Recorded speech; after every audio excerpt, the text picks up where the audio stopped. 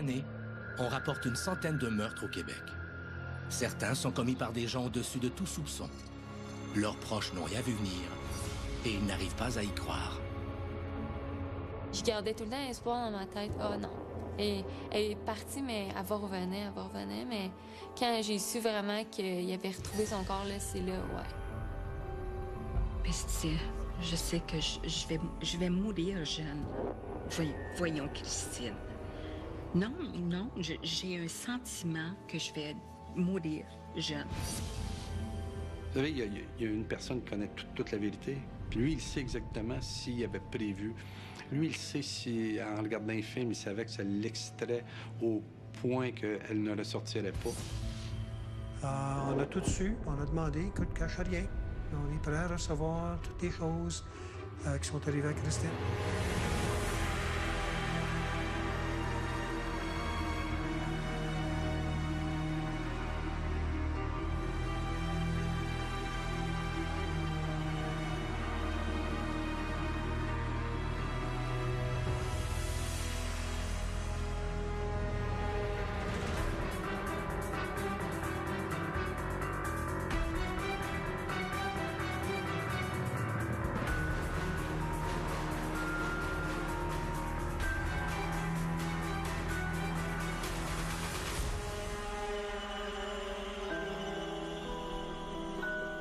À l'aube du samedi 17 août 2002, Sheldon Aimond, de retour de son travail de nuit, se détend en jouant à des jeux vidéo.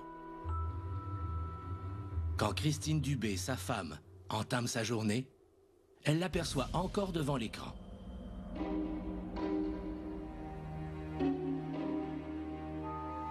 Elle lui suggère d'aller se coucher et continue de se préparer. Elle vend des régimes enregistrés d'épargnitude et elle a rendez-vous à 10 h chez un client, près de chez elle, à Gatineau.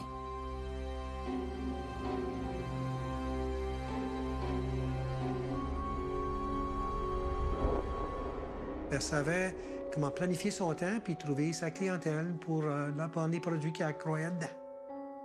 Les grands patrons de Christine nous ont dit que la meilleure que Christine allait était pour aller très facilement l'année d'après, dans les 6 chiffres. Christine appelle sa fille de 11 ans, Janica, qu'elle est allée reconduire chez ses grands-parents la veille. Elle lui rappelle qu'elle viendra la chercher en fin d'après-midi.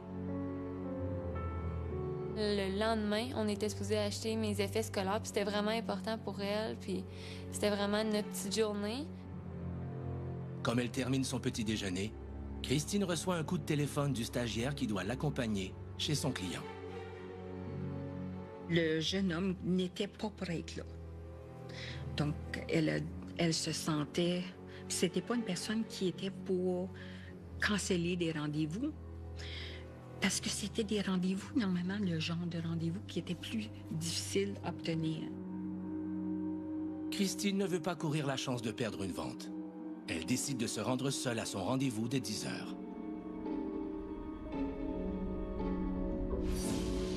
Vers 11 h 30, chez Christine et Sheldon, le répondeur s'enclenche sans réveiller Sheldon. Une voix masculine laisse un message. « Il est 11 h 30, vous vous êtes pas présenté. J'annule le rendez-vous, j'ai autre chose à faire. » Que s'est-il passé entre le moment où Christine Dubé a quitté la maison pour son rendez-vous de 10 h et cet appel placé 1h30 plus tard? Qu'est-ce qui l'a empêché d'aller rencontrer son dernier client?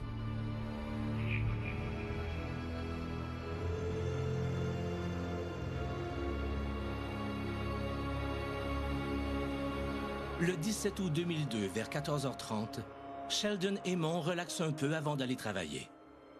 Il ne voit pas le signal lumineux du répondeur, indiquant qu'un nouveau message est entré. Vers la fin de l'après-midi, Janica attend toujours l'arrivée de sa mère qui a promis de venir la chercher.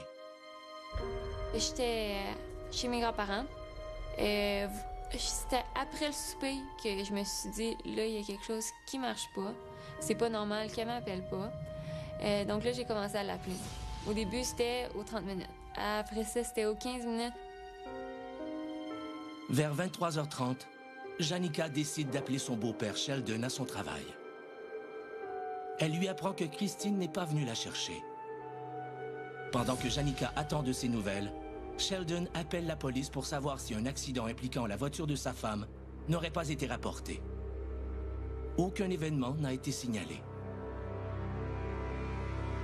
Inquiet, il demande la permission de quitter le travail plus tôt. Il se hâte vers le condo qu'il partage depuis son mariage avec Christine Dubé.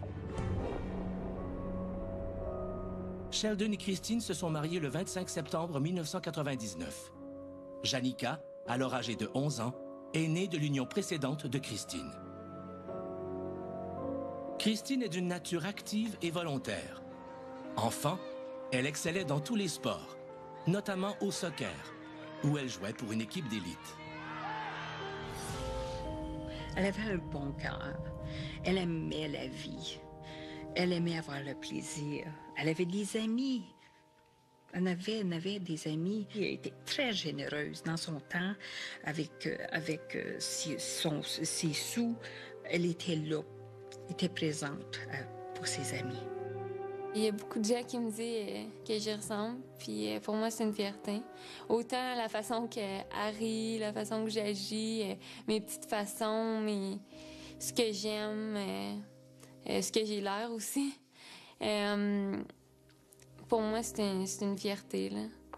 Christine était une jeune fille qui aimait faire les choses, qui aimait avoir les choses très rapidement. Des fois, souvent, je lui disais, mais voyons donc, Christine, t'as seulement tel âge. T'as le temps encore, il est trop tôt, mais pas pour elle, non. À 17 ans, Christine s'éprend d'un jeune homme avec qui elle s'installe et dont elle devient enceinte. Quand leur relation prend fin abruptement, leur petite fille, Janica, est âgée de 5 mois. Christine revient alors vivre chez ses parents. Oui, elle a étudié fort, elle a mis beaucoup d'efforts dans les études et puis pour avoir le plus comment je dirais, pour se rassurer que c'était pour la mener à quelque chose de très bon. Elle était fière de ce qu'elle avait accompli. Sheldon et Christine se rencontrent peu de temps après dans un resto-bar à Ottawa. 3 mois plus tard, ils emménagent dans le condo de la rue de Grondines, à Gatineau. Sheldon réussit très vite à conquérir le cœur de Janica et le bonheur s'installe dans la petite famille.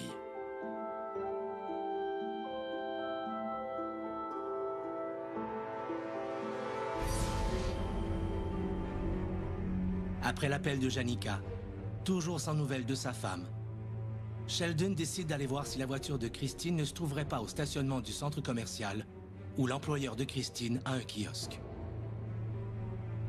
Aucune trace de la voiture. Sheldon décide alors de se rendre au bar où Christine se tient parfois avec des amis. Mais personne ne l'a vue. De plus en plus inquiet, Sheldon téléphone de nouveau au poste de police et signale la disparition de sa femme. Les policiers lui disent alors qu'ils doivent attendre les 48 heures réglementaires avant d'entreprendre des recherches. Impuissant, Sheldon contacte la famille de Christine. L'appel de Sheldon, le mari de Christine, ça aurait été vers les 3 heures du matin. C'était un moment difficile. Le fait qu'elle manquait, c'était pas quelque chose de normal. Je me suis fait réveiller pendant la nuit, justement pour me faire dire que ma mère n'était pas rentrée. C'est à ce moment-là que je savais qu'il y avait quelque chose. Pour les proches de Christine, le cauchemar commence. J'ai eu un pressentiment. Il y a quelque chose qui m'a dit, quelque chose à l'interne qui m'a dit qu'il y avait quelque chose de bien louche qui s'est passé là. Puis je m'ai dit que Christine, il y a la possibilité qu'on ne la reverra pas. Après avoir contacté le patron de Christine, Sheldon fouille dans l'agenda de sa femme. Il note l'adresse de son dernier rendez-vous, à Gatineau. Il rappelle à nouveau les policiers et les supplie de se rendre à cette adresse.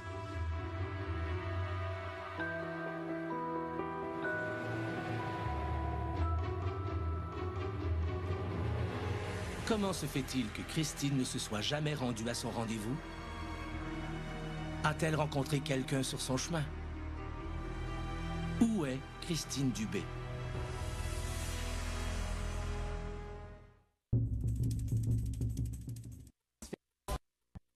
En argent. Toujours vivant. Son mari, le samedi 17 août 2002, Christine Dubé part rencontrer un client à son domicile pour lui vendre un régime enregistré d'épargne-études. Dans la nuit du samedi au dimanche, son mari Sheldon est toujours sans nouvelles d'elle. À force d'insister, il convainc les policiers de se rendre chez le dernier client de Christine. À cet endroit-là, il est à peu près à 5h45 de mémoire, là, lorsque les policiers se présentent là. Ils sonnent à la porte, et puis c'est Stéphane qui vient répondre à la porte.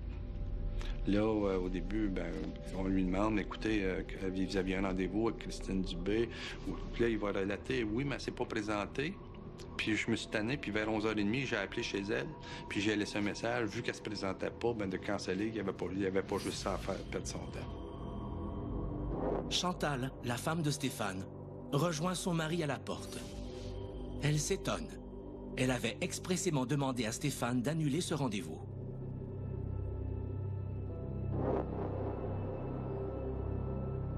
Stéphane et Chantal vivent ensemble depuis 12 ans. Ils ont un fils et Chantal attend un autre enfant. Même s'il leur arrive de se disputer, ils donnent l'impression de former un couple solide. Le mari travaille, la femme est à la maison. C'était pas des gens fortunés. C'était pas des gens avec des hautes études. C'est le genre de femme, je fais souper à mon mari, à mon conjoint, je m'occupe de mon enfant. Il y avait le petit rituel. Le dimanche, on va souper chez ses parents ou chez mes parents. On n'a pas de grosse sortie. C'est vraiment un petit monde fermé. Stéphane ne socialise pas beaucoup, mais ses proches et voisins le décrivent comme un type serviable et gentil. Pour le couple, la répartition des rôles semble satisfaisante. Il était maître et roi chez lui. Donc, lui, il sort, mais madame reste à la maison. C'est la madame qui n'a pas de permis de conduire. C'est la dame qui reste vraiment tout le temps à la maison. Quand elle fait quelque chose, elle le fait avec son mari. Mais ce que son mari fait son conjoint fait lorsqu'elle n'est pas là, elle ne le sait pas. Le frère de Stéphane a déjà rencontré Christine Dubé pour discuter de régime enregistré d'épargne-études. Il recommande à Stéphane d'en faire autant. Stéphane se rend donc au kiosque du centre commercial. Il trouve Christine jolie et prend rendez-vous avec elle. Chantal est d'un autre avis. Ils ont déjà une conseillère financière. Ils n'ont pas besoin des services d'une personne additionnelle.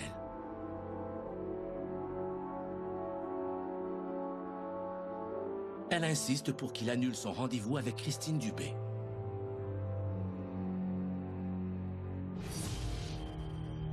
En présence des policiers, Chantal demande des explications à Stéphane. Il va lui dire qu'il voulait lui faire une surprise, puis prendre un régime enregistré d'épargne-études pour le bébé parce que madame est enceinte de quelques mois. Stéphane annule donc le rendez-vous devant sa femme. Mais il en reprendra un autre plus tard, en cachette. Mais pourquoi prendre un tel risque? C'est un phénomène qu'on appelle la tolérance, qu'on retrouve à différents niveaux, qu'on retrouve, mettons, pour la prise de drogue, pour le jeu pathologique. Les gens vont miser un certain montant, qui est quand même beaucoup pour eux, et ça va leur amener un thrill de jouer ce montant-là. Mais malheureusement, très rapidement, ce montant-là, le thrill est plus là. Et c'est un peu la même chose pour les gens qui ont cette problématique-là au niveau de la sexualité. Et le même fantasme, à un moment donné, ne sera plus suffisant. Il va falloir avoir un fantasme plus élaboré. Les policiers inspectent rapidement les lieux. Ils ne remarquent rien d'anormal. Sheldon attend impatiemment des nouvelles des policiers. Ceux-ci s'informent du message que Stéphane prétend avoir laissé. À ce moment, Sheldon réalise que dans l'énervement, il n'a pas pensé à vérifier les messages sur le répondeur. Effectivement, il y en a un qui dit « Il est 11h30, vous vous êtes pas présenté, j'annule le rendez-vous, j'ai autre chose à faire. » Sheldon rejoint à nouveau la famille de Christine, qui attend des nouvelles. Tout le monde est sur les dents. Il faut agir. Sinon, il risque d'être trop tard. mon époux et moi nous sommes présentés au poste de police. Et puis, j'étais insistante. Je voulais vraiment que les choses bougent. Puis j'insistais que c'était pas normal. C'était que vraiment quelque chose. Ma fille avait un empêchement là, physique. Parce qu'autrement, elle nous aurait appelés. Sheldon Aimont saute dans sa voiture et va passer devant la maison du dernier client de Christine, juste pour voir à quoi l'endroit ressemble. Il remarque la camionnette maculée de boue dans le stationnement, mais aucune trace de Christine. En rentrant chez lui, il passe par la rue Grébert, où il aperçoit une Pontiac Sunfire noire qui ressemble à celle de sa femme. Il s'en approche et n'en croit pas ses yeux. Il prévient immédiatement les policiers. On retrouve l'auto de Mme Dubé au 500 Grébert, qui se trouve approximativement là, un demi-kilomètre ou 1 kilomètre au maximum de la résidence de Stéphane. La voiture avait été stationnée de reculons. C'était pas comme Christine. Christine, elle n'avait pas le sens de stationner la voiture aussi bien qu'elle était stationnée. Le siège est avancé comme si c'était une petite personne. Puis Christine Dubé, c'est une femme de 5 pieds 2, 5 pieds 3, alors que on parle d'une personne de 6 pieds 1, 6 pieds 2, dans le 225, 240 livres. Fait que normalement, le siège, en tout cas, tout porte à croire que ça peut être elle qui a laissé son véhicule à cet endroit-là, sauf la plaque d'immatriculation qui est arrachée en arrière. Pourquoi Christine Dubé aurait-elle arraché la plaque de son véhicule? Redoutant le pire, les policiers emmènent la voiture pour une inspection minutieuse. Dans le coffre, les policiers retrouvent la plaque d'immatriculation, le sac à main de Christine, ses lunettes, ses clés et son cellulaire. Sheldon est persuadé que malgré ses démentis et le message qu'il a laissé sur le répondeur, Stéphane a quelque chose à voir avec la disparition de Christine. Il croit même que sa femme pourrait être retenue prisonnière chez lui. Il supplie les policiers de retourner chez Stéphane.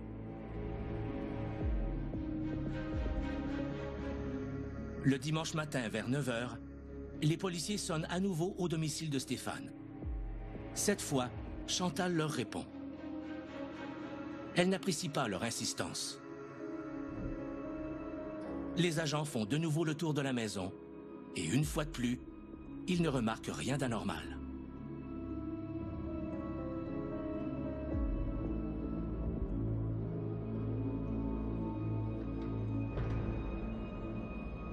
Le dimanche 18 août, vers midi, Sheldon Aimont et la famille Dubé confectionnent des affiches avec la photo de Christine et celle de son véhicule. Ils vont les poser sur les rues voisines du domicile de Stéphane et de l'endroit où le véhicule de Christine a été découvert. Qui avait trouvé la voiture dans ce stationnement-là, on a commencé de là.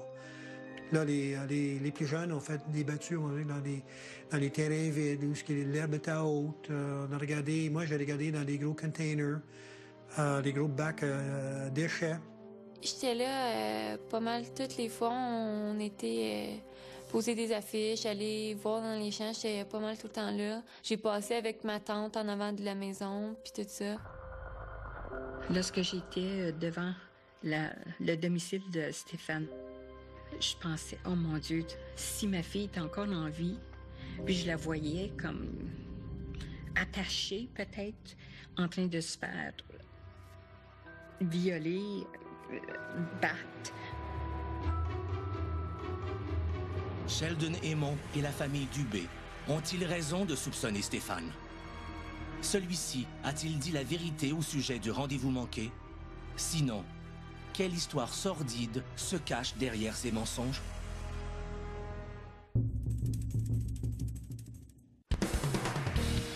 La pêche au crabe est un des métiers les plus dangereux de la planète. La mer glacée et déchaînée ne pardonne jamais. La moindre erreur peut avoir des conséquences tragiques. Chocolat. Une histoire. Du lieu de son dernier rendez-vous, 4 heures. Un jeune public, la supervision des parents est suggérée. Christine Dubé, une représentante de régime enregistré d'épargnitude, est portée disparue depuis 24 heures. Son mari, sa fille et sa famille la cherchent désespérément. Les rares indices récoltés pointent tous en direction du lieu de son dernier rendez-vous, la maison de Stéphane. Je conduisais. Puis où ce qui est situé, cette maison-là, c'est comme un petit tournant. Il fallait faire attention. Ça, du coin de l'œil, j'ai vu les stars bouger. On savait qu'il y avait quelque chose d'un petit peu louche là-dedans. Tu ne regardes pas à travers le store parce que les voitures passent en avant de ta maison d'une manière régulière. Je le savais que c'était lui. Quand on est passé devant, il sortait pour aller dans sa cour, ou je sais pas. Il agissait pas comme une personne qui avait rien. Il agissait vraiment comme une personne qui cachait quelque chose. Stéphane a peut-être des raisons de se sentir nerveux. Malgré les apparences, il n'est pas entièrement irréprochable. Il a toujours eu un rapport complexe à la sexualité. Vers l'âge de 4 ou 5 ans, les sœurs de Stéphane s'amusent à l'habiller en petite fille. Elles l'appellent Stéphanie mon chichi. Le petit Stéphane bouillonne de rage. Mais il doit se soumettre au jeu de ses sœurs plus âgées et plus fortes que lui. Des pulsions sexuelles fortes se manifestent chez lui dès l'âge de 8 ans. À 12 ans, il épie ses sœurs et ses copines en se caressant. Mais ce n'est pas suffisant. Il observe les femmes sur les pistes cyclables et dans les magasins. La problématique au niveau de la sexualité a commencé dès le jeune âge avec des fantasmes d'exhibition, des fantasmes de voyeurisme. Vers l'âge de 18 ans, Stéphane prétend entendre des voix dans sa tête. Des voix qui lui disent de commettre des gestes déplacés et de s'exhiber. À plusieurs reprises, des incidents le concernant sont rapportés. Stéphane était connu aussi parce qu'on avait eu des plaintes à son sujet. Il allait à la limite d'une accusation. Okay? Il pouvait passer souvent dans des épiceries ou des magasins d'alimentation. Il y a des jeunes filles qui vont laisser, gardienne, je fais du gardiennage. Souvent, il a communiqué avec ces gens-là. Il s'arrangeait pour rencontrer la petite fille, mais il n'y avait pas d'attouchement, il n'y avait rien. On avait la plainte. On a eu des plaintes à ce sujet-là, mais c'était rien qu'on pouvait accuser au criminel. Il se rendait à la limite. Il y a une espèce de pulsion, de désir, d'excitation qui les amène à poser des gestes.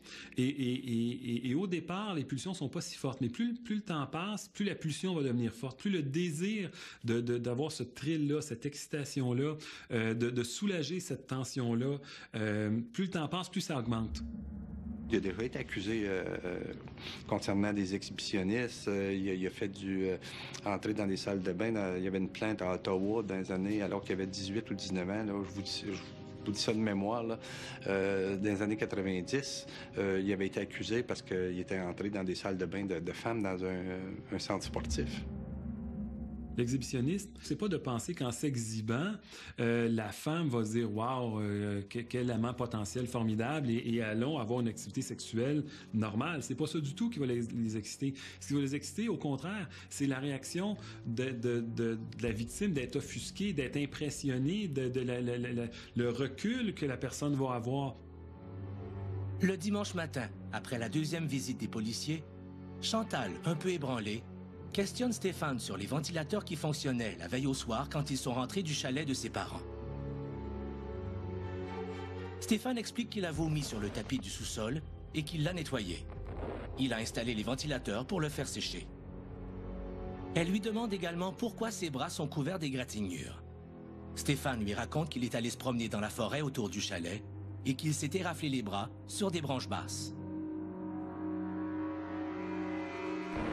Dimanche matin, immédiatement après le déjeuner, Stéphane retourne laver le tapis du sous-sol. À genoux, il frotte frénétiquement. Chantal et leur fils l'observent sans comprendre. Puis, c'est au tour de la camionnette qu'il décide de laver avec énergie et vigueur jusqu'à ce qu'elle soit propre comme un sous-neuf. Stéphane a une sexualité des plus normales avec sa femme Chantal. Ni elle ni personne de son entourage ne se doute qu'il continue de se livrer à des actes d'exhibitionnisme. Il fréquente également des salons de massage où l'on pratique les extras. Là encore, Stéphane semble jouer avec les limites. Il allait voir une masseuse qui, au début, lui faisait des massages avec des extras. Et à un moment donné, il y a eu des espèces de pulsions agressives face à la masseuse. La prendre à la gorge, lui faire peur, jusqu'à ce qu'à un moment donné, il la prenne solidement à la gorge. Et c'est certain que quand il l'a pris à la gorge, ça l'a excité. Au début de l'année 2002, il semble que Stéphane soit dans une période d'escalade.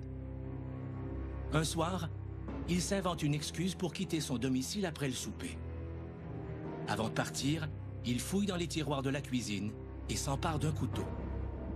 Et à partir de ce moment-là, il était déjà rendu sur une pente glissante où, pour satisfaire ce besoin-là, il allait avoir besoin de quelque chose de plus en plus fort, de plus en plus intense. Et c'est là qu'il avait imaginé le scénario de tuer quelqu'un avec un couteau.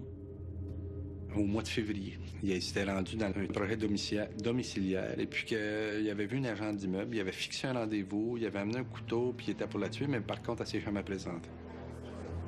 Il va consulter un médecin, le docteur Suzanne Fortin. En entrant dans son bureau, il lui déclare qu'il a des problèmes d'ordre génital. Il lui parle un peu de ses voies.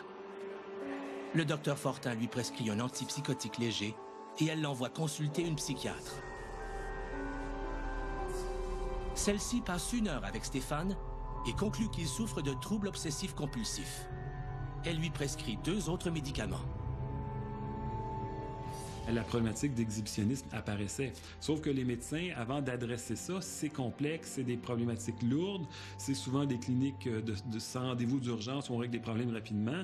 Les médecins entreront pas dans dans ça pour régler ça là dans une problématique d'urgence. D'autant plus qu'ils vont avoir plus un mouvement de recul puis dire ce patient-là, je veux qu'il sorte d'ici le plus vite possible. Là. La veille de la disparition de Christine, Stéphane, qui ne trouve pas ses médicaments efficaces, avale ses 3 derniers comprimés d'un coup. Chantal lui demande à quoi servent ces petites pilules. Au lieu de lui parler de ses voies, Stéphane lui répond que c'est pour se débarrasser de ses maux de tête. Ce qui lui était prescrit, c'était pas rien de très lourd comme médication. Et il faut dire aussi que cet individu-là demandait de l'aide, mais il la demandait... c'était pas vraiment de l'aide pour sa problématique qu'il demandait. C'était de l'aide détournée qu'il voulait avoir. Ce qui fait que le diagnostic n'a jamais pu être vraiment posé. Il n'a jamais dit aux gens, j'ai un problème qui m'amène à avoir des fantaisies d'agresser les gens. Aidez-moi pour ça. Hanté par ses voies qui le somment de mettre ses pulsions sexuelles en action, incapable de satisfaire pleinement sa libido à cause de la grossesse de sa femme, Stéphane lance des appels à l'aide sans jamais révéler l'ampleur de son problème. Jusqu'où ira-t-il pour satisfaire ses dangereuses pulsions?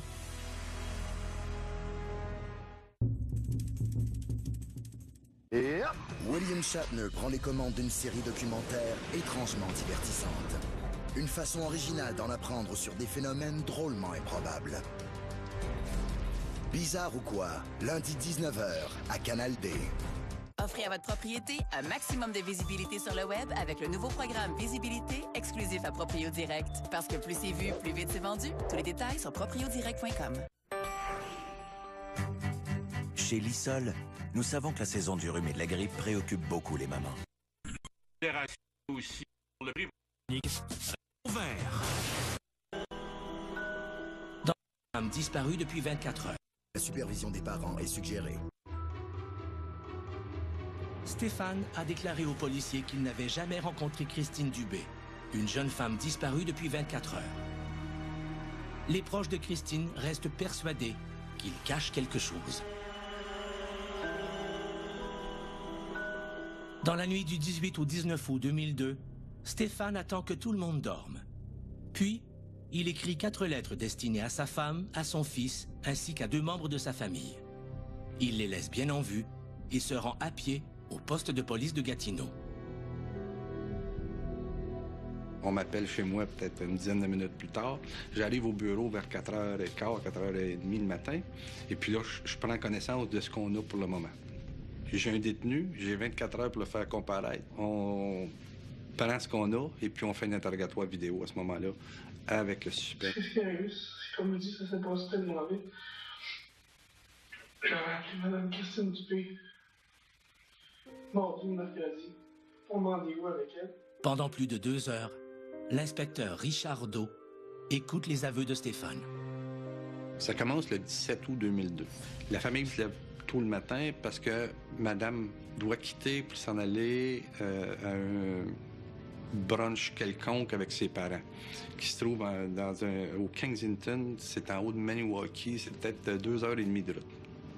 Vers midi 30, Stéphane devait quitter pour se rendre à un party qui avait un genre de michoui avec son travail.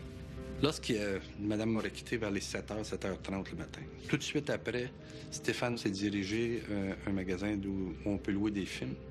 Il a loué 2 films 3X. De retour chez lui, il écoute ces films qui le mettent dans un état de grande excitation. Vers 10h, on sonne.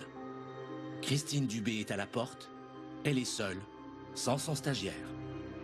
La journée que c'est arrivé, ça, j'étais en congé. Quand le petit bonhomme qu'elle travaillait avec, qui travaillait pour elle, qui apprenait de elle, s'est pas présenté pour une autre distraction. Elle se sentait pas bien d'y aller. Elle a été, elle a pris son courage, puis elle y était. Puis j'aurais bien aimé ça comme téléphone pour que je vienne avec elle. Ça aurait été facile de m'habiller dans mes habits que j'ai, avec mes cravates, ces choses-là, puis être présente avec elle. Puis c'est ça que j'ai dans la tête.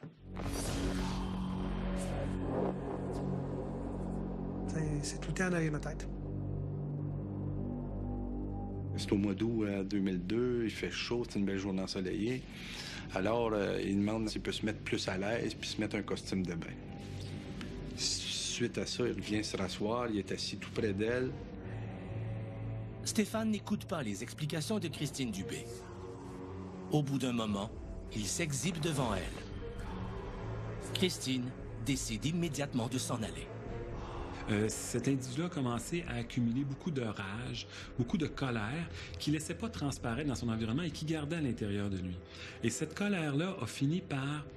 Et pas juste la colère aussi, le manque de confiance en lui, une atteinte de son narcissisme qui avait besoin de démontrer au monde entier qu'il avait une valeur, qu'il était compétent, qu'il était bon. C'est ce qu'on retrouve, une chance que c'est rare, mais c'est ce qu'on retrouve chez certains agresseurs sexuels dont l'excitation ultime est de finir par tuer la victime. Soudain, Stéphane fonce sur Christine. Il la prend à la gorge. Il essaie de l'empêcher de partir et la frappe à la tête à 5 reprises. Une voisine entend des cris de femmes en provenance de la maison de Stéphane. Elle ne s'en formalise pas. Le couple se dispute souvent. Plus tard, la voisine dira qu'elle s'en voudra jusqu'à la fin de ses jours de ne pas avoir prévenu les policiers. Stéphane est une personne qui a fait des arts martiaux, du kickboxing. C'est une personne qui mesure plus de 6 pieds, est une masse corpulente, c'est très gros. Stéphane tente d'expliquer à Christine que ce sont les voix qu'il entend qui le forcent à agir ainsi. Christine a du sang qui lui coule d'une oreille. Elle tente d'atteindre la porte. Il y a une rampe qui tourne la cage d'escalier. À un moment donné, elle passe par-dessus la rampe d'escalier. Elle va atterrir au sous-sol. Ça, ce que l'autopsie va révéler à ce moment-là, c'est que ça lui cause une fracture du cou aux vertèbres. Le pathologiste, à ce moment-là, va dire que c'était pas un coup mortel, mais par contre, que la douleur était telle que ça peut l'avoir paralysé momentanément. Ce monsieur-là, il avait un problème, puis était là au mauvais moment. Il en voulait pas nécessairement à elle, c'est juste sa maladie, probablement, si on peut appeler ça comme ça. Suite à ça, il aurait asséné un ou plusieurs coups de talon au niveau de la gorge. Donc, le décès est dû à la strangulation. Tout ce que je vous raconte là dure peut-être 5-6 minutes, maximum, peut-être une dizaine de minutes. Suite à ça, il a pris, qu'il a paniqué, qu'il l'a déshabillé et qu'il l'a mis dans le bain avec de l'eau froide pour la réanimer. Il n'y a pas de réanimation. On sait que madame est décédée à ce moment-là. Donc, il y a une relation sexuelle avec. Il l'enveloppe dans 2 couvertures. Bon, ben là, il ramasse, il fait du ménage. Il la met dans une poche de hockey, une grosse poche de hockey. Bien, à bout de la mettre là-dedans avec toutes ces choses. Stéphane prend ensuite soin de se créer un alibi en laissant un message sur le répondeur à la maison de Christine.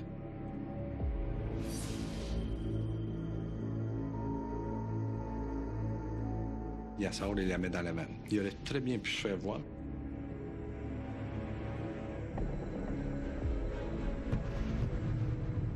Non, ils nous ont tous dit ce qui s'est passé avec Christine, le fait qu'elle s'est bien débattue, le fait que le monsieur, c'est un gros bonhomme. Vers midi 30, Stéphane devait quitter pour se rendre à un party qui avait un genre de michoui avec son travail. Donc, une consoeur et un confrère se présentent chez lui. Il est déjà à l'extérieur. Elle lui demande, écoute, t'embarques avec nous autres, on s'en va au party, ainsi de suite. Il dit que non, il est en train de faire du ménage. Puis à ce moment-là, elle remarque un gant de cuir dans la main. Les collègues remarquent aussi la Pontiac Sunfire, stationnée dans l'entrée. Dès que ses collègues sont partis, Stéphane va stationner la voiture de Christine au 500 rue Grébert à Gatineau. Il enlève la plaque d'immatriculation et la met dans le coffre avec les effets personnels de Christine. Stéphane rentre chez lui à pied. Il lave et frotte les taches de sang au bas de l'escalier et installe des ventilateurs pour sécher le tapis. Et puis, il prend la route 105 pour se rendre jusqu'à Maniwaki. Chemin faisant, il était presque arrivé là, à l'endroit où sa femme était et son fils. Je vous dirais peut-être l'équivalent de 3 ou 4 kilomètres. Et c'est un chemin qui n'est pas passant parce que c'est un cul-de-sac. Il y a comme une petite sablière. C'est tout petit. Il a reculé la vanne là. Il a sorti le corps. Suite à ça, il va l'enterrer légèrement avec ses mains. Puis quand on dit légèrement, là, il y avait peut-être 1 pouce ou 2 de sable par-dessus Mme Dubé. Elle est enveloppée dans des couvertures. Il va prendre tous les objets lui appartenant. Il va mettre ça dans le sac de hockey. À 3 km, il y a un petit pont, il y a une petite rivière. À ce moment-là, lorsqu'il arrive là, il prend la poche de hockey, il la lance à l'eau en espérant que ça va disparaître avec la rivière. Stéphane s'égratigne les bras en revenant de la rivière. Il remonte dans la camionnette et va rejoindre sa famille au chalet de ses beaux-parents. Il est de bonne humeur, il mange avec appétit. Rien ne semble lui peser sur la conscience. Stéphane a assassiné Christine Dubé de sang-froid et il a mis beaucoup de soin à camoufler les traces de son crime. Maintenant qu'il a passé aux aveux, quel sort la justice lui réserve-t-elle?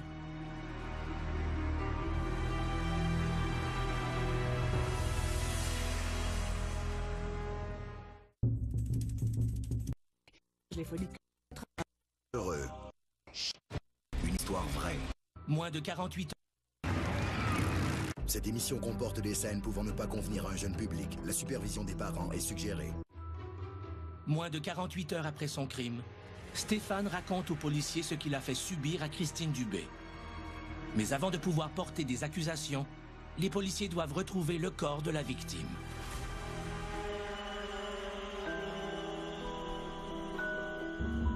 Après avoir parlé à son avocat, Stéphane accepte de conduire les policiers à la carrière de sable abandonnée où l'enquêteur Do et ses collègues retrouvent le corps de Christine Dubé.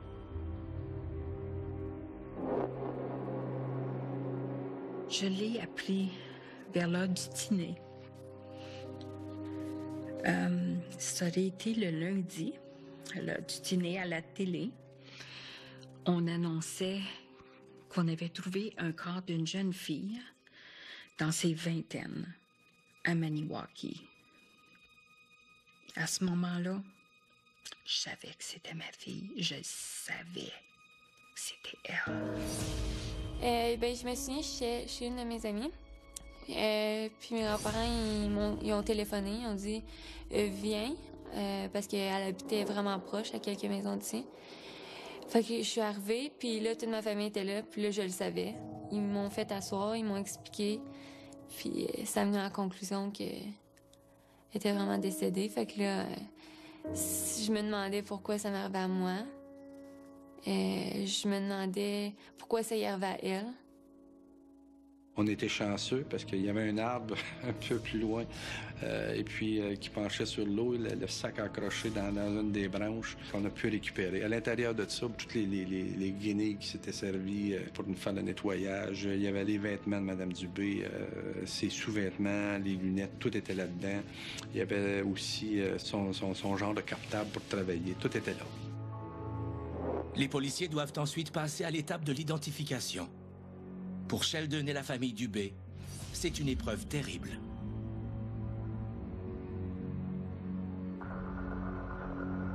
Les analyses des prélèvements, l'inspection de la scène de crime et de la camionnette permettent de corroborer ce que Stéphane a raconté à l'inspecteur d'eau lors de son interrogatoire. Justement, l'ADN de l'accusé a été retrouvé à l'intérieur du corps de la victime, Mme Christine Dubé. En faisant la scène de crime, on a trouvé des gouttelettes de sang un peu partout. Il y en a eu au salon, il y en a eu... Mais le plus gros était vraiment dans la cage d'escalier au sol.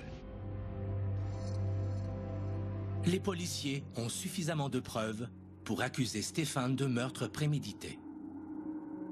Dès que sa photo paraît dans le journal, plusieurs femmes se présentent spontanément à l'enquête préliminaire pour témoigner de harcèlement téléphonique et d'actes d'exhibition de la part de Stéphane. Le procès commence le 15 janvier 2003. Tout se joue sur l'évaluation de la santé mentale de Stéphane au moment du crime. S'il est déclaré sain d'esprit, il est passible d'une condamnation pour meurtre au premier degré.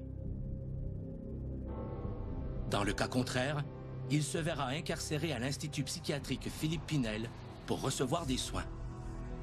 Le docteur Jacques Talbot, expert de la couronne, rencontre Stéphane à plusieurs reprises.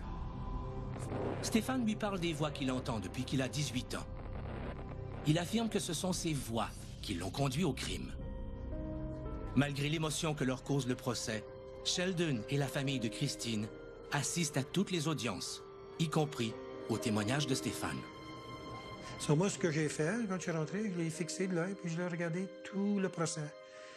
Puis j'ai vu une personne qui avait une froideur inouïe, une personne qui s'en fichait. Il m'a même fixé de l'œil une fois, puis on s'est pas laissé de l'œil, ni l'un ni l'autre. Il y a personne qui a baissé la tête. Ça, je m'ai dit, c'est une personne qui, vraiment, qui n'a pas de remords. Les proches de Christine, tout comme les policiers qui ont travaillé sur le cas, attendent le verdict avec crainte et impatience.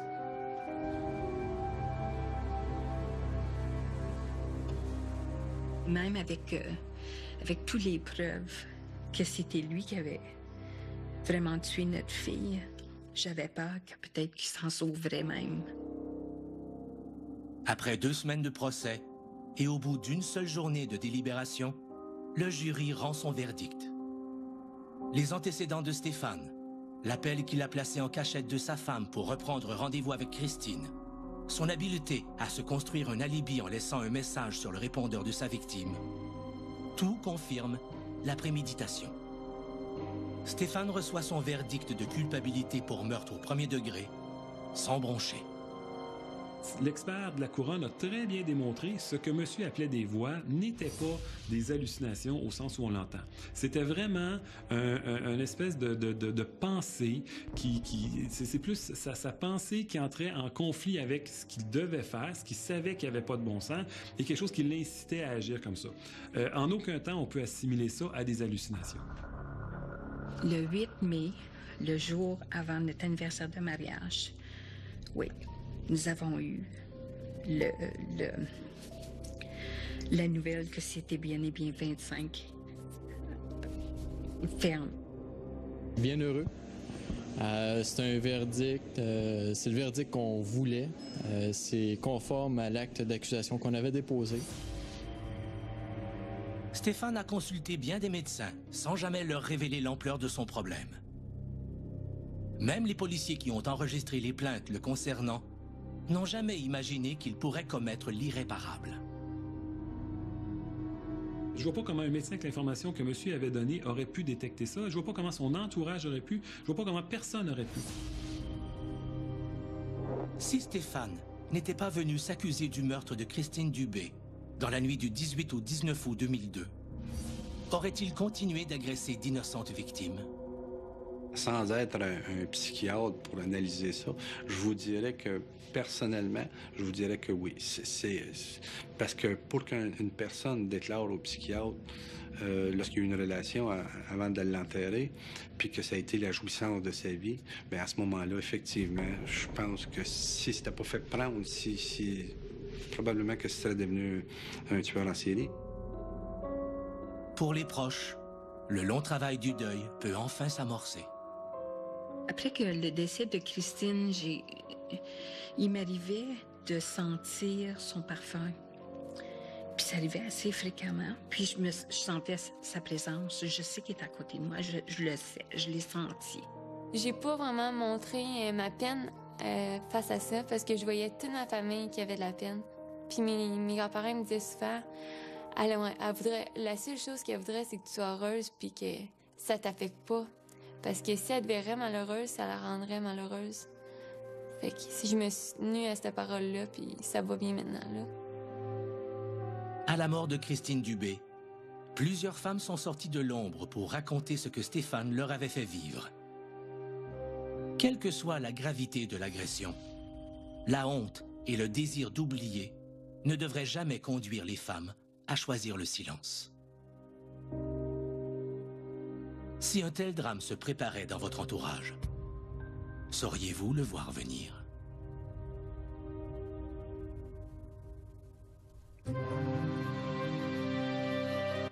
Homme cherche femme, dans le but de partager maison, passion et victime, jusqu'à ce que la mort nous sépare.